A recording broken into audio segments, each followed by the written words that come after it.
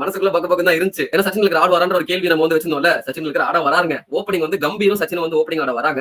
வந்த உடனே கம்பீர் வந்து ஃபேஸ் பண்றாரு. லெஃப்ட் ஹேண்டர் பார்த்த உடனே ஆப்போனன்ட்லாம் வந்து எடுத்தோனே ஆஃப் ஸ்பின்னர் கொண்டு வந்துருவாங்க. இது அது ஒரு பழக்கம் தான் வச்சுக்கோங்களேன். லெஃப்ட் ஹேண்டர் இருக்காங்களா, உடனே ஒரு ஆஃப் ஸ்பின்னர் பார்ட் டைமர் கூட்டுவான்னு சொல்லிட்டு முகமது ஹபீஸ் வந்து அப்போ வந்து செஞ்சுரி அடிச்சிருந்தாரு. அவர் வந்து போலிங் போட வராரு. ஃபர்ஸ்ட் பால் டாட் வைக்கிறாங்க. செகண்ட் பாலே வந்து பாத்தீங்கன்னா கம்பீர் வந்து அக்ராஸ் ஆட போயிட்டு எல்பிடபிள்யூ ஆறாரு ஹபீஸ் கிட்ட.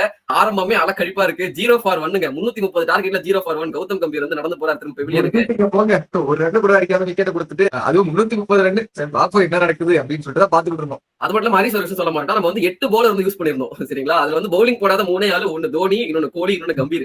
ஆக மொத்தம் கம்பீர் இந்த மேட்ச்ல ஒண்ணுமே பண்ணல. அவர் வந்து பேட்டிங்லயும் டக் அவுட், பவுலிங்கும் போடல அப்படின்றப்ப அவர் கிளம்பிட்டாரு. கோலி வராருங்க. நம்பர் 3ல வந்து Virat Kohli is back. So வந்து நம்ம முன்னாடி சொன்ன மாதிரி அந்த ஆஸ்திரேலியால அவ்வளவு ஒரு சூப்பரான ரன்ஸ் அடிச்சிருக்காரு. Father of cricket is future of cricket அப்படின்னு 2 பேர் வந்து கிரீஸ்ல இருக்காங்க. சச்சின் அண்ட் கோலி 2 பேரும் சூப்பரா ஆரம்பிக்கிறாங்க. செமையா வந்து ஸ்டார்ட் பண்றாங்க. அதுவும் எஸ்பெஷலி சச்சின் டெண்டுல்கரோட இன்னிங்ஸ் சூப்பரா இருக்கு பாக்குறதுக்கு. இந்த மெயின் டைம் விராட் கோலி வந்து அவரோட ஷாட்ஸ் வந்து ப்ளே பண்றாரு. எஸ்பெஷலி அந்த கவர் டிரைவ்.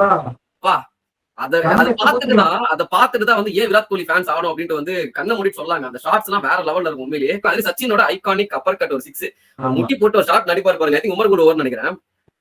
சூப்பரா இருக்கும் அந்த ஷாட்ஸ். அந்த ஷாட் பால் எகிரிச்சு அது வந்து தொட்டிருந்தா எனக்கு எங்க வேணா போயிருக்கும். ஆனா கரெக்டா மிடில் ஆஃப் த பேட்ல ஒரு 6 ஆஃப் த பேட்ல விட்டு போகும். சச்சினோட மைண்ட்ல இருந்திருக்கும் என்னடா நான் ஷோயப் அக்தர் பால்லே அடிச்சவன்டா, நீ யாரா உமருக்கு ஒரு சாலா 135ல போட்டுட்டு இருக்க அப்படின்ட்டு அவர் பாலே வந்து சூப்பரா அடிக்கிறாரு. அப்புறம் பேக் ஃபுட் பஞ்ச் ஒன்று கொடுப்பாருங்க. அதெல்லாம் வந்து செம்ம டைம் பயங்கரமான டைமிங் தான். அந்த அளவுக்கு ஒரு வர பேஸ்ல வந்து அந்த பேக் ஃபுட் பஞ்ச் கொடுக்க முடியும்.